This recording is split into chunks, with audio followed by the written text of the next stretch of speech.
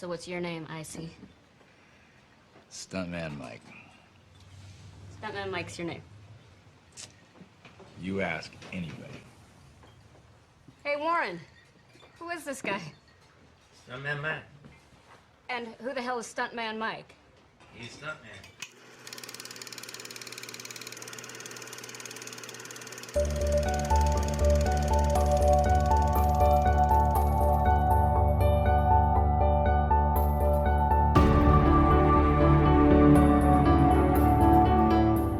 Hi, I'm Sophie, and I haven't seen a lot of movies.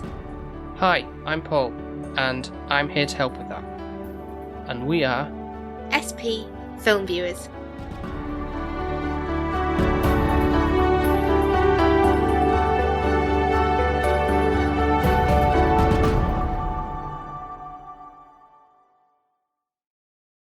so back in 2023.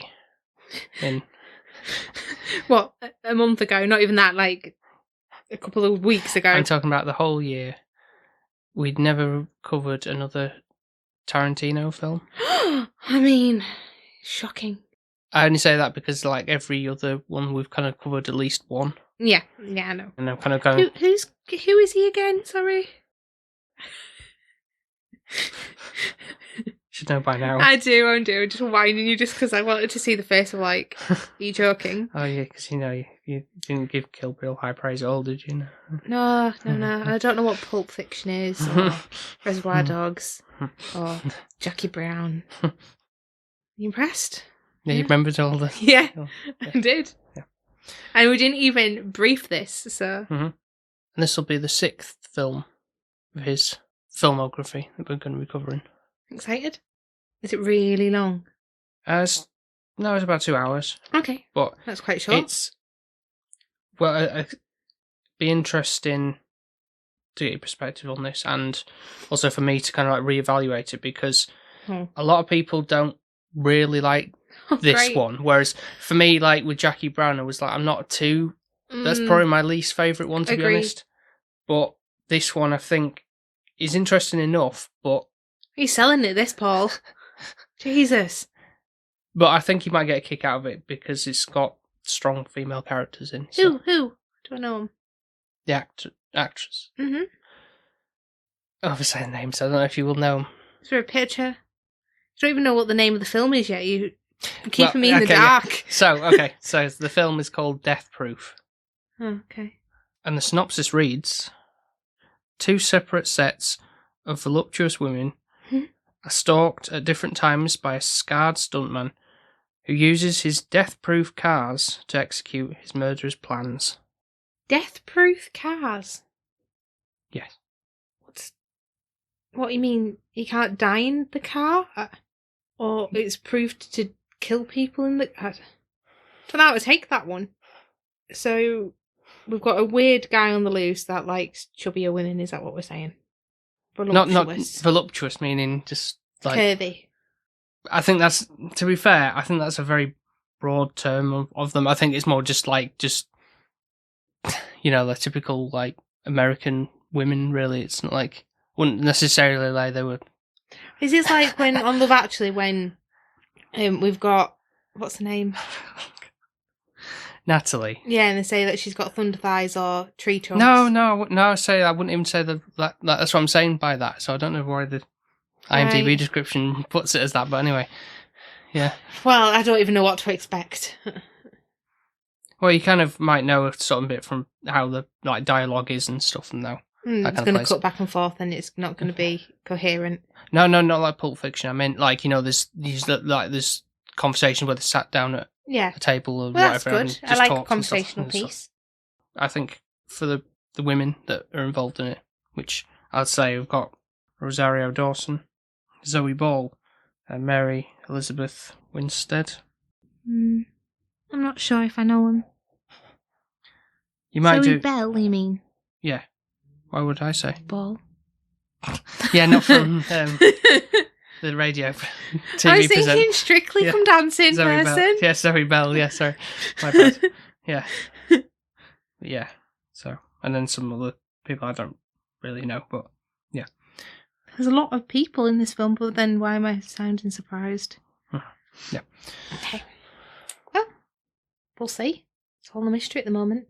Yep. But it's kind of like this is like a precursor, and then once we get to the next one, which are more the next Tarantino film, when we get to it down the line, I'm more looking forward to that one. So Thanks. Yeah.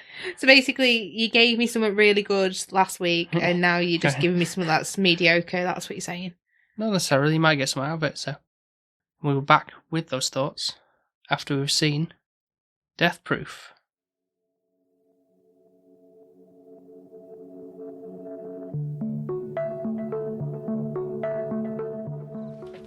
Ladies.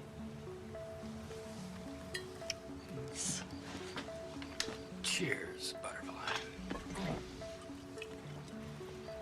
The woods are lovely, dark, and deep, and I have promises to keep and miles to go before I sleep. Did you hear me, Butterfly? Miles to go before you sleep.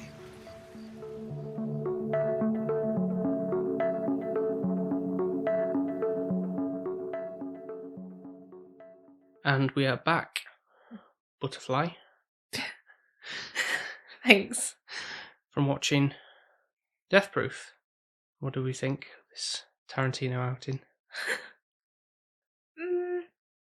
It's not his strongest.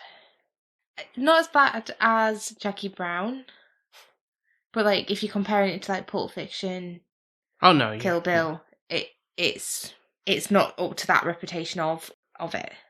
No, I feel like this was sort of an experimental film, particularly in the style, as I sort of pointed out to you, what like the filmic look it was going for. Mm-hmm.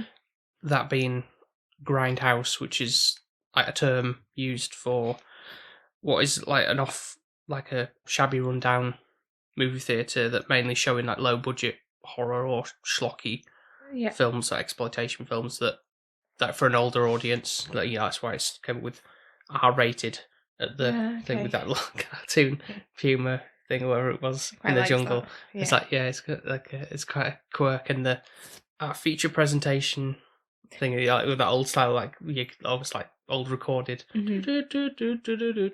like It's obviously it's got some form of charm, like the way that it's got the nod to obviously knowing like we've got the feet in the from the get go we have that, and the way that the camera angles are done with the certain shots of the like even them walking up the stairs and just focusing on the feet and such. So you already know you're watching a Tarantino film. Yeah, foot fetish to the max on this one. I didn't realise there was so much, and also like butt shots as well.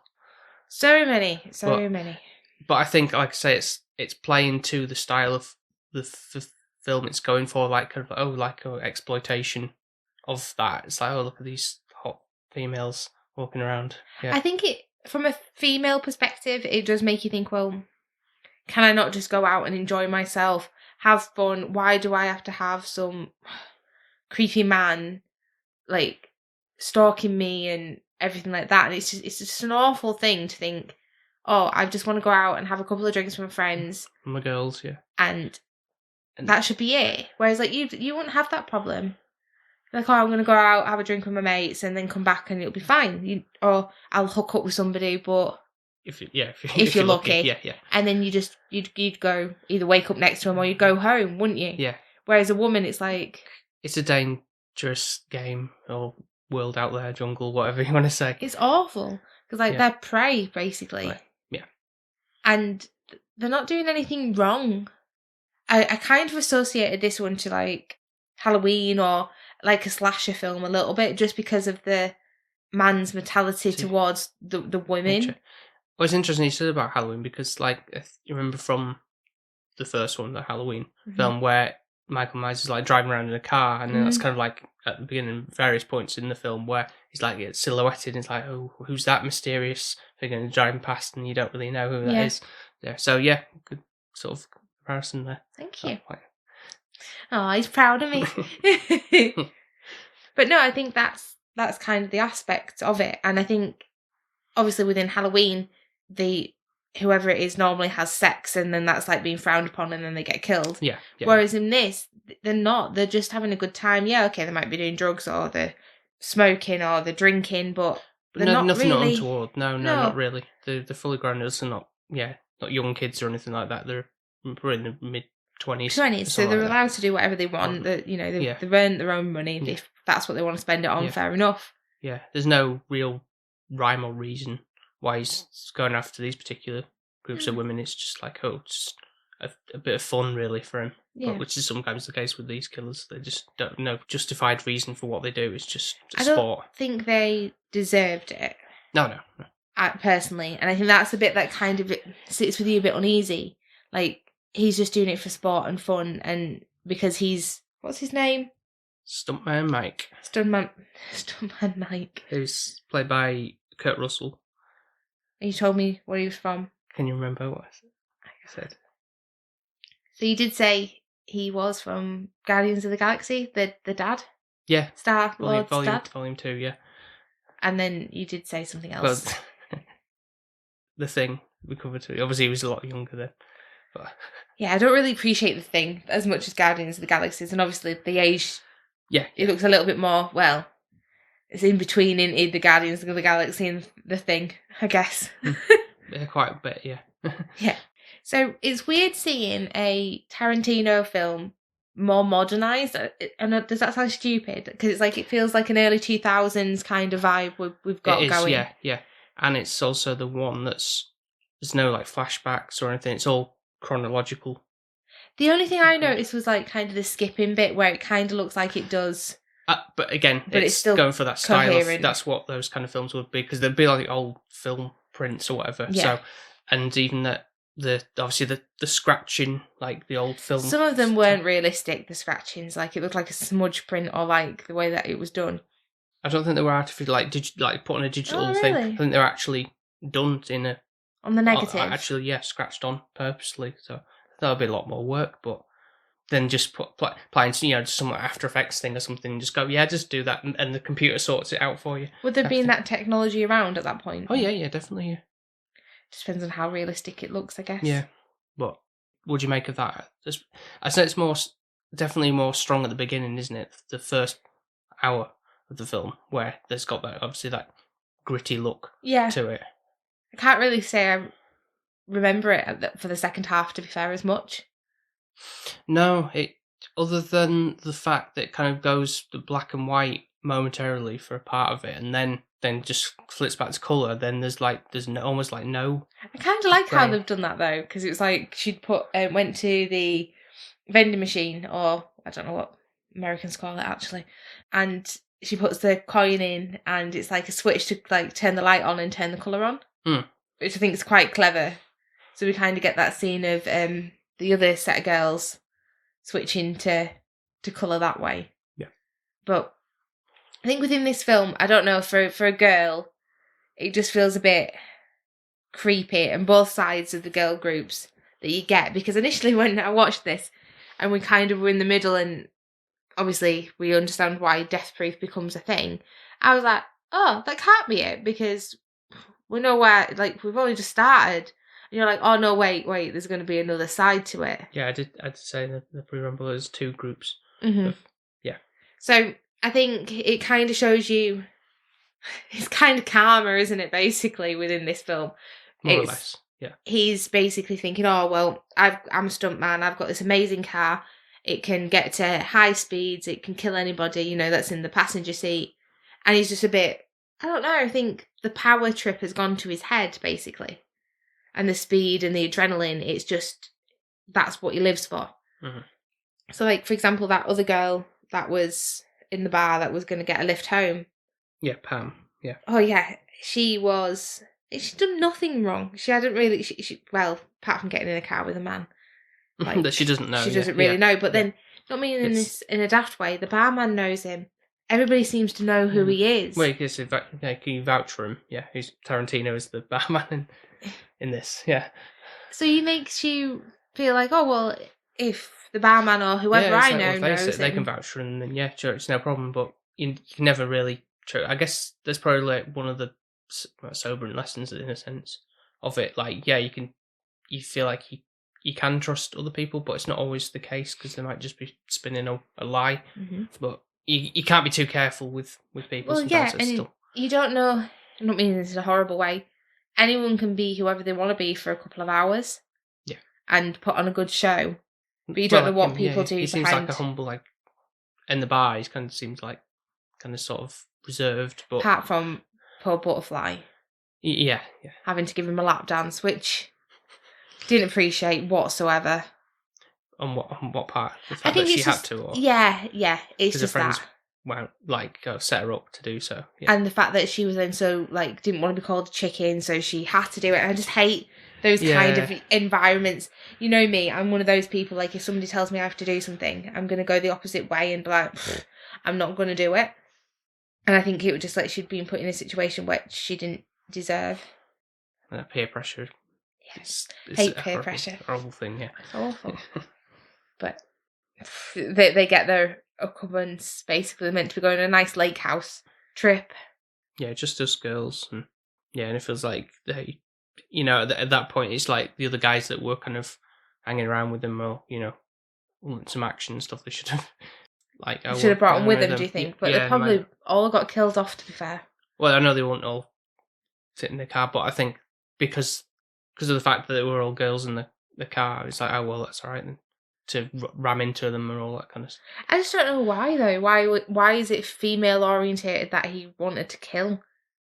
As the sheriff says when he kind of like after all the I couldn't cars and understand stuff. them. Yeah, it's probably like, Texan drawl. But obviously like some sort of like sexual kick out of it as well as for that. Yeah, but he's not even getting anything out of it, is he really? Like, it's not like if you don't do this, I'm going to kill you.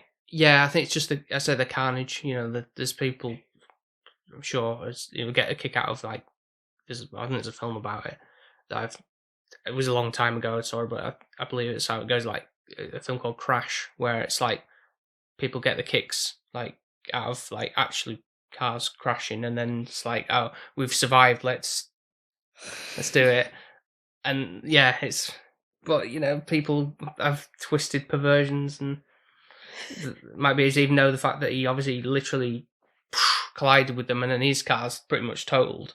Like, he's not like then going right jacking off, is he? So no, but he's not in a position to. Unless it's because he's then seeing the carnage and seeing like the bodies ripping apart and it's that. Just that kick for that one brief moment of it's that. Not worth it. Is it killing 4 innocent women? And then the annoying thing about it is they do nothing about it. Because like, well, it's just a car crash. But it's like, well, no, there must be something, and they're aware of him, but it's like, it's not happening in my state, so then we'll just go to a different. Let him off and go to a different town. It's like, what kind of justice system is that? Well, yeah, exactly. Yeah. But did you, these first lot of girls, then what overall did you vibe with them? Did you like anybody in particular out of them, or were they all kind of just annoying? Or I think I felt more for what we used to associate her as, Butterfly. Mm-hmm. Jungle Julia, she's instigator. Yeah, she's a cool girl, and she's the one that everyone follows, and she's a radio presenter and a record labelist and a DJ. Mm-hmm. And then I can't remember what the blonde-haired one was called. I think she made a point of it. She thinks it's either Shana or Shauna, because that guy was like, "Oh no, don't ever get confused with the two." Shana. Yeah. So, but she was all right. She was kind of not, I think, as prominent as Julia and Butterfly, I would say. Mm-hmm. But they didn't really grate on my nerves. I just think they're just the type of rowdier girls. Yeah, because obviously, like I said to you, that there'd be obviously like Tarantino film being like dialogue, having natural conversation in the cars they do, and about just stuff like, oh, what happened with so and so last night, and all that kind of stuff. I think it's just a relationship they've got with Butterfly is kind of a bit of a bullier kind of situation. It's not like a friendly. I think you always have that in a group as well, where one person gets picked on. Yeah, they shouldn't come across as somebody who's like, oh, she's always the the brunt of the group or anything like that. If anything, it would be more the blonde one. I thought, but look more sort of innocent is. Yeah, but there we are. No, I agree. Yeah, I like the fact that the jukebox gets a lot of plays, and I think for me there's a lot of good songs in this film, Mm-hmm. and throughout, not just from that. I'm going to the say, is first it because part. of Jungle Julia? Is that why? What do you mean? Because she's like in the bar at that point playing all the good tracks. Yeah, all the good tracks, but no, I think because it's like that old kind of like soul music, and Her hair's beautiful as well. yeah, I think that was from his own personal collection as well, Tarantino. I say, like, he's good at picking out tunes for the films he does anyway, so yeah, it all works. It all works well, and like even that opening one, obviously the credits with that is the. I think I hear that song. I think of obviously the feet on the dashboard, and then There's summer kind of feel to it. Yeah. Okay. Even though it doesn't look very comfortable, like how many times was she hanging her feet out of the car and it were like Jungle Julia, I know she's got long legs, but there was one point where she was in the passenger side and it's like her leg was still hanging out and I'm like, Jesus, that can't be comfy. No, I know we like to put our feet up on the table, but after a while it does get a bit uncomfortable and leaning on something that's not a soft pillow or just in bed or whatever. No, I agree. Then, let's say we move on to the second half film. It's kind of like a film of two that kind of like almost like in the middle of the runtime. It's like, right, now is time dedicated to the next section of the story. Which I do prefer, I'm not going to lie. Normally it's the first half you prefer, isn't it? And then the end is a bit like, but this actually ramps it up and it kind of gets to a point of where we've got stuntman Mike going on to a new town. Yeah, he goes to Tennessee. Yep, and seeing all the girls in the car again, so he's prying on them already. Camera this time, yeah. Yeah, which I don't know, this time it seems to be like it's been like I think they said a year and 2 months. Yeah, 14 months, yeah. Later. And he's prying on them a lot more creepily than he did the first time. I think it's because he's clocking them with a camera, taking pictures of them. Then he's going near them going, I dropped my keys, and he was messing with her feet as well and licking it. Yeah, it's like, if he actually did lick with just like... He did lick his fingers and touch it, but still, like, especially when you're asleep and there's a man doing that to you and he's a complete stranger, it's just revolting. But he's playing it off as like, I brushed past, because, there's my keys. Yeah, but you can tell she feels uneasy because it didn't feel like that, but yeah, she should be able to one of those she wouldn't have known things on. So do you want to run through what the girls' names are in this one? Because I don't think I've written them down. I know fully, to be fair, apart from we've got an Aussie, but she's not. She's New Zealand. Yeah, they make a joke of that as well. Yeah, even though I did say, is she Australian? And you were like, no, she's New Zealand. And I'm like, sounds Aussie. But to be fair, if I wasn't, like, without me knowing that from watching the film before, I would also assume she's an Aussie. That she's an Aussie, I know. But I think she has actually, to be fair, now looking and reflecting, it's more like a harder twang. Well, you know better, because with the people in the departments you work with overseas, that you can tell that maybe a bit better than I can. I think it's more southern, if somehow. Yeah, I mean, it's slightly further away, content-wise. Yeah. But yeah, not too far removed, I guess, but still a sort of dialect difference. 100%. Yeah. So we've got Zoe, as we said, Lee, who's the more innocent, naive one of the group, who, it's more obvious that she's sort of like, joked and picked on a bit more.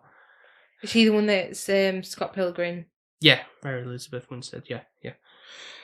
Abernathy, who's Rosario Dawson, who's the one who's wanting to join the cool group. Yeah, who's Kim is the other one, who's the one who's the more the petrol head. Yeah. I'll be honest, I like Kim and Zoe the best out of those two. Obviously, Lee, bless her, I do think she's quite sweet and innocent, and she's really pretty. But I think her friends aren't true friends to her. Particularly how that sort of scenario with her, kind of when they go get the Dodge Challenger from this guy that has it, and like, so leave her with her, kind of like as collateral, really. Yeah, and just like drive off, and then that's the end of. We don't know. We don't even know what happens to her. We never even see Lee getting picked back up, because obviously they're not going to take the car back by the time that they're done with it. Yeah, with what happens, yeah. So it's like, well, what happens to poor Lee? Like, and it kind of ends where you're like, well, I'm not really sure. Does she just get in the other car and just go, or is she like prison to this man now? But who knows? And I think that's another thing. Like, if you're proper friends, from a girl perspective, you'd never leave one another on their own, and you won't be whoring them out, going, "Oh, well, my friend's an actress, and she's in this magazine, and if we borrow the car," and I'm thinking, no. Really, we'll leave our car here. We'll take your car. That's what it should have been, and all 4 of them should have gone. Could have worked that way. That'd have been better. But yeah, I think just for my morals. I think it's sort of playing into that fact of it being like a sort of a sleazy film anyway. In that regard, so it's like, you're dressed as a cheerleader, and she does a porno kind of thing, even though she's not. She's just an actress. They're kind of like, hey, how you doing, kind of thing, and it's like what the implication is there, but it's like, oh, where does that go? Is a bit seedy. Doesn't she like go gulp or something? Yeah, she does. Bless her. Some like cartoon thing or something. Holding a sign up. Yeah, but shouldn't she be going, well, no, I'm going to come with you guys? Well, she was asleep for some reason. Like, whatever. But, yeah, so Zoe has come all the way from Kiwi land to come across this, obviously to see her friends, but she's signed up for this newspaper to find, in the used cars sales section of the newspaper, and she finds out there's someone who's selling in this town a Dodge Challenger that she wants to, like a mint, almost like mint condition with the right engine and all that, the gubbins there. Yeah. I think because she's really a petrol head with it and wants to. Well, they do this shipmast thing, don't they? Which I think is the reason behind it. So we learned that both Zoe and Kim are stunt doubles, basically. They work with that in the films, yeah. Yeah, so it's quite good because in the sense of, obviously, you've got Stuntman Mike. These are like his match, basically. Yeah. So to speak. Particularly Zoe, because she generally does do those. So she's actually a stunt lady in real life? I think so. Yeah, I'm not too familiar. I'm into what her body of work or anything like that, but I know that she's playing herself shows that the strength in that, rather than just playing just a random character name, whatever. And the fact that she did do all her own stunts with it, there was nobody. Even the ones on the car? Yeah. Blimey. She said she didn't want to have someone do those things. I'd rather just do them all. Bloody hell. So you've got to give props in that. And there's a lot of, obviously, that latter half of the film, there's quite a good chunk dedicated to that car chase, essentially. So you think about all the time that she's hanging off the car. Well, it's not going to be the whole... I'm sure they'll break it up, won't they? What do you mean? It can't be just all in one take, that Oh, shot, no. So probably not, but you know, get what I'm saying. Yeah. But to a degree, yeah. A lot of it. So what Storm Shipmasters is basically, if you watch the Titanic and you're shipping, I don't know, the jack thing, and you like kind of hold on to the boat at the front, like imagine that kind of thing, but on a car instead. Which is funny for you to say, because you've not seen Titanic. I haven't, but from Love Actually, I know that, don't let go, Jack, and I'm aware. Yeah, so it's pretty much that kind of idea. Yeah. But then the car is going to go at high speed, and it's because obviously they're both stunt ladies. It's their way of getting their own little bit of adrenaline kick. Mm-hmm. And the last time they did this, they swore that they will never, ever, ever, like Mrs. Swift would say, doing this again. However, because of the circumstances, Zoe's like, well, we've still got the perfect car. I said we're never going to do it ever again, but that was in New Zealand. Whereas like we're in America, it's a perfect situation. I want to do it again. And Kim's a bit like, well, we said we were never doing it again, and here we are. And because it's a friend, it's just like, oh, well, I'll give you massages, I'll do all this for you if you do this one thing for me. So she ends up caving, does Kim. Yeah. And then I think slowly regretting it when the outcome of this is. It's like, of it, but Abernathy or Abby, just abbreviate it down. It's like, I want to hang with the cool kids and be involved in it too. So, but apparently she Rosario Dawson was like really enjoyed being just in the cave and with all that high speed stuff. So even though she wasn't involved doing like ship's master or anything like that, she got a kick out of it. What, just But- sitting in the car? Yeah, just being for the thrill ride. So. Maybe that Lee was like, Yeah, I'm not a speed demon. Yeah, perhaps, with maybe. so. we'll something try to- and make it sound better than That- just leaving yeah, her friends to yeah. get raped. But as I say, like Stuntman Mike comes along and like tries to mess with him, and just I love the fact that because obviously I knew what was coming, and then when he's like catches up with, it's like, all right, girls, that was fun, like adios, and then Kim's like she mentioned about having a gun earlier, Yeah, because she didn't want to get kind of raped. thing, and then gets shot, and like your sort of reaction from there on after that was really good to see. Because I did you obviously what did you think was going to happen from that? Would just like, oh, he just then drive off and that'd be that. I was hoping they were going to go get him, or he was going to get put in prison, or something. He was going to get Yeah. his upcomings. Yeah, so you're gonna laugh when he got shot. in the Yeah. arm. And I could tell that these bunch of girls, like I did say throughout, like all these are really, he doesn't have a reason to go after these. Mhm. Like, it's not like, oh, they're drinking and they're being a bit slutty or anything like that. Yeah. They're having a coffee, they're in a cafe. Yeah, it's to do with the daytime rather than night. They're going shopping and just getting some groceries and not doing anything seedy or malicious or anything wrong, really. So it's like, well, why has he targeted them? Mhm. And the fact that then he's targeted the wrong ones that are a bit more feisty Yeah, again because the stunt women. women. Yeah, And I think that's kind of like, well, no, they're more headstrong and like, F this, we're going to go get him back. Yeah. And that's like hilarious because especially when he's a proper wimp as well. yeah, moaning. It's like, oh, he got shot in the shoulder and now he's crying. And, why? And it's like, oh yeah, why? But you've actually just ripped 4 girls apart earlier on. Didn't see any of them screaming like a little bitch, did you? And you're crying because you've just been shot once in the arm. I'm like, are you actually joking? And it kind of makes me laugh because it's a bit of not meaning this in a bad way, please don't take it offensively. Towards a man, it is kind of funny that they're like that. Like he's trying to be all macho and strong.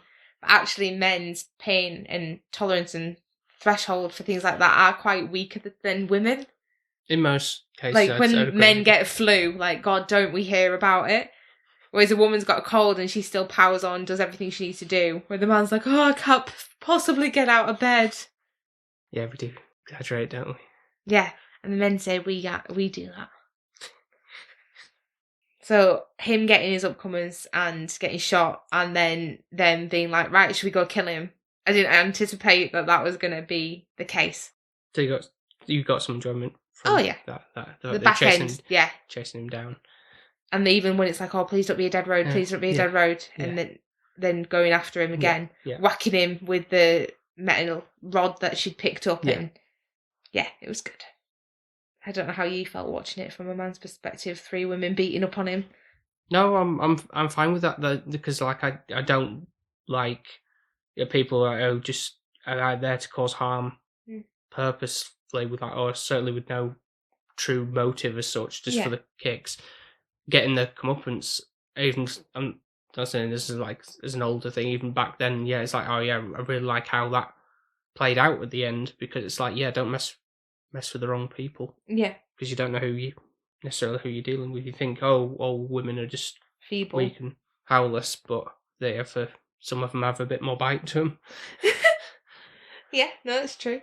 I mean, he's definitely got the upper hand on him. So initially when they were doing the shipmast, obviously that was quite daunting because you've got Zoe shipped onto the car and she's going everywhere. Yeah, sliding on. And she was wanting a nice kind of like, and now she's weaving in and out Yeah. because he keeps bashing her and trying Yeah. to get her off. And then she gets so angry, like, why somebody tried to spoil what we wanted. The car gets absolutely wrecked. But then both her and Kim are like, well, we're going to go get him now. We're literally going to have him. And Kim does an amazing job driving, keeping up with him and the speed. And then obviously you've got Zoe who whacks him several times.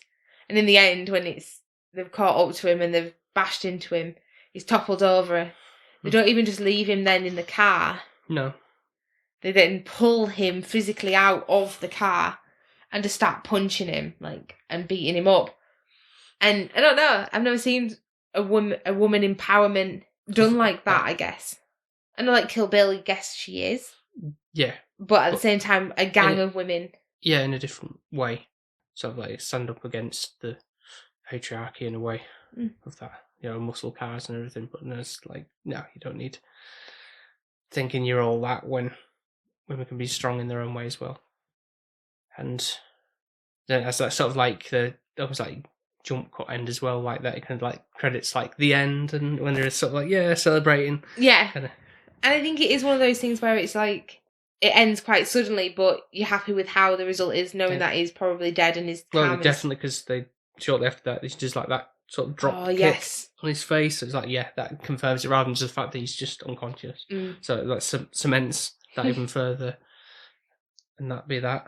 But yeah, so I imagine like Tony taking the car back to the dealer at the end of that. That's a bit of a mishap. But it makes you think, well, what happened to Lee? Because they can't take that back. They can't afford the car. Miles and miles away as well. Yeah. Yeah. So it's like, and she'll be wondering where the heck they've gone. Mm-hmm. Just have to assume that they all just don't go back, and Lee somehow gets her own upcomers. So when you're saying, like, thinking about it more now, like when you said like it was modern of his films, so, like Kill Bill was sort of that way because that was. It is, but I think it's more watching Kill Bill. It could be set any time. Whereas I think this had like a more early 2000s kind of feel and vibe. You did say something about the girls' skirts in the background. The way the skirts were like skater skirts and the Converse on. Also the phones in the first half as well, like when they were texting. What about Julia? Like, yeah, that was. Yeah, I was thinking. I don't remember phones being like that way. We had to like go to the contacts, scroll down. Maybe we did, but do you think we probably didn't know any better? Like now looking back at that, you're like, Jesus, that looks like an absolute farce. Archaic, yeah. But is that because it's slow typing? I don't know. Yeah, it's that were just the norm back then. Right. It wasn't, we didn't know. Or you could just have a contact in your phone and a message them. Yeah, I don't know. Yeah.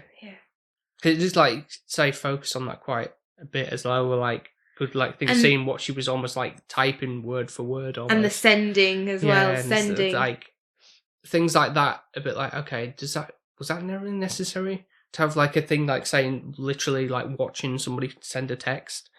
Like what? Unless it's got some kind of like purpose of like, oh, it's failed to send. Then yeah, sure, maybe like, oh god, this is annoying. Yeah. Kind of thing. I'm going to step outside and then have an encounter with somebody or something like that, rather than just going send. Like, great. What does that add? True. Something like that is, it's a bit. Could have cut the film down by 2 or 3 minutes there, Paul? Well, the film said when we were watching this, it's ran at just under 2 hours. Though I've seen like on Google and stuff, and saying it's like 2 hours and something minutes. So I'm thinking, that's odd. I don't remember it being that sort of that length. But then I'm thinking back to I didn't do it this way purposely because it's sort of like because we already covered a longish or a long film for the first episode, and then this one is part of like I said, like a filmic experiment because it was part of what's they call like a Grindhouse double bill, where another director worked on this other film called Planet Terror, Robert Rodriguez, who is a friend of Tarantino's work, and so like kind of like doing a collab. Right, we're going to have that film play first.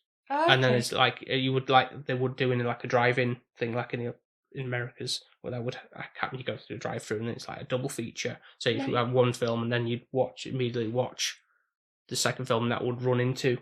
Okay. So I got a disc on the shelf that does that, but I thought we'll just go with the first one because I just really wanted to cover the Tarantino aspect of it and not worry about a thing. But depending on also like how you thought of the style, and whether it would be something just on your own time, whether be interested in seeing it as a double, because it would say a bit like a long point and having that's more seeing how that would look in like how it is put together in a way that kind of sort of flows.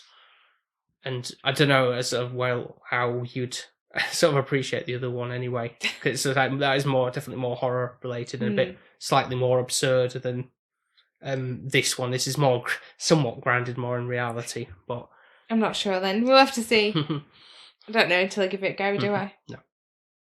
So, is there anything else you want to bring up before we go to score? No, I don't think so. Is it me to go It is. Yeah. first? Oh, damn. It's a tricky one. I preferred it to Jackie Brown. Mm-hmm. This one, I think, is hard to score just because the first part of the film is not as strong as the second part, personally, for me. Mm-hmm. I did prefer the second half more so when you had better characters and stronger characters. Would I have preferred just to see them throughout the film have more and get rid of the other girl group, possibly, and just have one girl group and get to know them a bit better? But I think overall, just because of what I scored Jackie Brown and enjoying this elements of the way that it's being shot and the music, like you said, and the filmography and such, I'm going to give it like a 7.5. Okay, yeah. The story's it's okay. It's not nothing, the strongest. It's nothing groundbreaking as such, but yeah, it plays onto the fact of like you don't miss. Yeah, there's a bit of girl power in the yeah. end, so that's why it's kind of gone up. I thought that's why I wanted. This is why I wanted to get your sort of thoughts on it, because I thought you might sort of get a kick. I did laugh of that. So you're like, yes, go get him, yeah, kind of thing. It was funny. Yeah. For me, on a similar page of view of being like Jackie Brown isn't my favourite Tarantino film, and a lot of people think that this one is his worst. I think even Tarantino's not super happy with how it's turned out. Really? But I feel like it's kind of like more of an experimental, like almost like college student aspect of like, oh, let's see how this works kind of thing. But I really appreciate it, especially because of like the setting of it, really, and kind of like that. I mean, it fits the Grindhouse style, the gritty dive bar element to it, and it's like there's something about that kind of like intrigues me. And I say like the fact that it kind of turns it on its head a little bit at the end with that. And I'm not a big thing with cars and anything in films, not but a like petrol head. but a good car chase is always interesting, and this one is. It keeps you on your toes, yeah. It really does. Rather than just like, oh yeah, just going through the streets and clash bang wallop through some boxes or dodging some traffic or whatever. That's yeah, whatever. But this has a lot more to it than that. And rewatching again, still holds up. If it's, I mean, it's just for a bit of fun, really, more than anything. So I'm gonna give it 7.5 as well. Woo! So far, so good. We've been scoring pretty much the same. Yeah, you was a bit higher last week, but yeah, not far off. No. And yeah, I think we're on the right track. It's the ups and downs with things, as I say. It's sometimes good to have the same score, but obviously keeps it interesting if you've got different points of view on things. But maybe my critiquing is just going up a level, and that's why we're both scoring the same. Maybe because I've got to your par now. Yeah, maybe of critiquing. Yeah, I've done it a while now, so I think I'm an expert. Well, it will be take a breather from Tarantino stuff for a while, but very much excited to get to the next film, his filmography. Well, you just basically said, "Oh, this one everyone thought was crap, so but we're going to watch it anyways." But I'm really excited for the one we haven't seen. You clearly got some enjoyment out of it, though. It wasn't like, oh, that was awful. No, it wasn't, and didn't have a song that stuck in my head for God knows how many days. Oh, what? Like Jackie Brown. Well, yeah, but that's a good song, though. Not after it kept on getting played and played and played, like the only song they paid for. With copyright. I don't think that's true. That's what it felt like. Did any other songs get stuck in your head from this film? No. No. Okay. Well, thank you very much for listening to this episode. And if you'd like to listen to some of our other episodes, you can do so by going to Apple Podcasts, Spotify, Podbean, and wherever else you get your podcasts from. And as well, be sure to leave us a 5-star review over on Apple Podcasts, Spotify, Podchaser, and wherever else they do the scoring system. So if you haven't already and you want to follow us on social media, then by all means you are more than welcome to. So we're on TikTok, Twitter, Instagram, and Threads. I don't know why I always say it as a question. I think it's just like, is that still a thing? So It is. you can find us under the handle SP_filmviewers. So hit that follow, like, subscribe, yada yada yada. And we'd also like to thank the Patreons once again for their ongoing support and being part of the family. And if you'd like to become part of the family and get your name read out, as we're going to do in a moment, and have the opportunity to vote for a movie we watch once a month, then you can do so by going to patreon.com/SPFilmViewers. Now we'll kick things off with podcast people, who are Ben from Film Vloggers, Mark from 100 Things We Learned from Film, and Nico from The Good, The Bad and The Weird podcast. Definitely appreciate all their support, especially because they're doing similar things to what we're doing. I think they understand like how long these actual episodes take and the grind to it, because it's not until you do something yourself that you realise how much work goes into it.